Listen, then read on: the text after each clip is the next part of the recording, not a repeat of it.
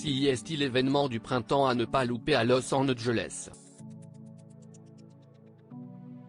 Chaque année, hors période de pandémie bien sûr, le festival Coachella ouvre ses portes dans la province d'Indio en Californie. Plusieurs artistes, dont la belge Angèle, se réunissent pour faire vibrer les nombreux spectateurs ayant eu la chance de décrocher leur ticket pour le festival. De nombreux Français sont prêts à casser la tirelire pour voir leurs artistes préférés sur scène. Certains n'ont même pas à traverser l'océan pour passer les portes.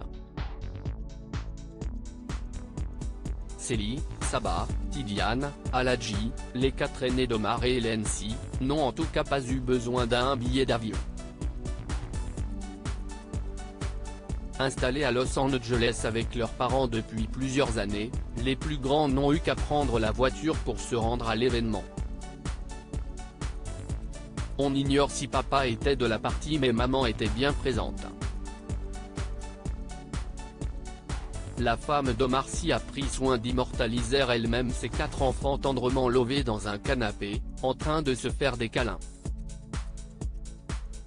Le cliché a immédiatement été posté dans sa story Instagram, voir notre diaporama, à renfort de gros cœurs rouges.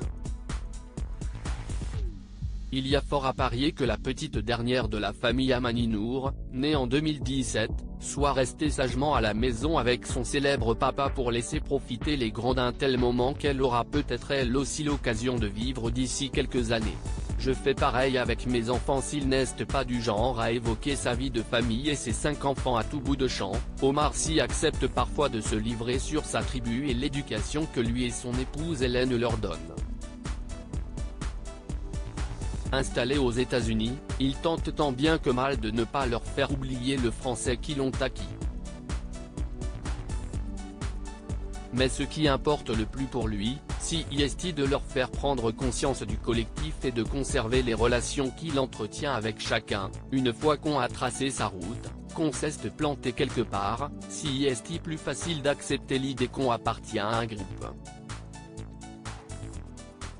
Et que c'est mieux comme ça. C'est petit, un individu. Tout seul, on ne fait pas grand-chose. Le collectif permet des choses plus grandes que nous, qui peuvent rester, après nous. Quoi? Je ne sais pas. Je me suis laissé la porte ouverte à l'extraordinaire, je fais pareil avec mes enfants, racontait-il dans Psychologie Magazine. Avec une telle brochette d'enfants, Omar Sy peut se rassurer. Ils ne seront jamais seuls et ne devraient donc logiquement ne jamais jurer que par eux-mêmes.